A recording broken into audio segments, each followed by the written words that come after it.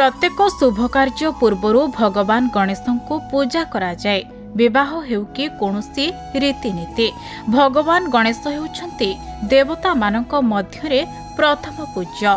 प्रत्येक शुभ कार्य पूर्वर भगवान गणेश को पूजा कले समस्त कार्य सफल हुए बोली विश्वास रही। श्री गणेश हेउछन्ति मंगलकर्ता एवं विघ्न विनाशक, अर्थात बुद्धिर सदुपयोग द्वारा समस्त बाधा विघ्न दूर होइथाय। श्री गणेशଙ୍କ प्रतिमा मध्य प्रेरणादायी।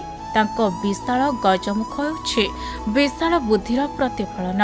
कौनसी पूजा आराधना बा आनुष्ठानिक कार्य जेपरि विघ्न न उपुजे सेथिपाई सर्वप्रथमे गणेशଙ୍କ पूजा करी तांको कृपा प्राप्त करबाकू हुए। तेबे सबु शुभ कामरे प्रथमे भगवान गणेशଙ୍କୁ पूजा करिवार अनेक लोकप्रिय कथा रहिछि।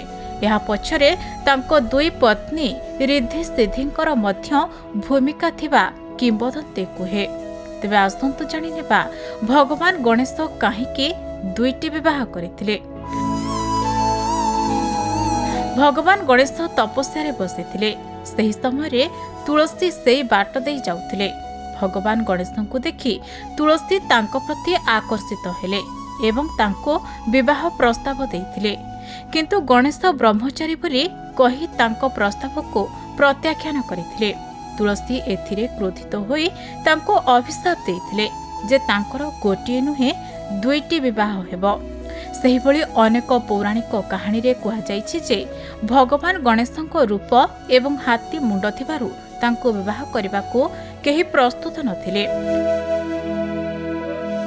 एही कारणरू भगवान गणेश क्रोधित होई अन्य देवता मानक विवाह रे बाधा सृष्टि करबाको लागिले। तापरे समस्त देवता चिंतित होई भगवान ब्रह्माଙ୍କ निकटକୁ गले।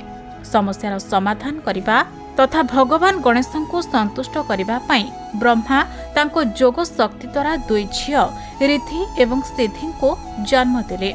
दुहे ब्रह्माଙ୍କ मानस झियो थिले। ब्रह्मा उभयंकु नेई भगवान गणेशଙ୍କ पाखକୁ गले एवं उभयंकु शिक्षा देबाको कहिले। ब्यूरो रिपोर्ट, खबर ओडिशा।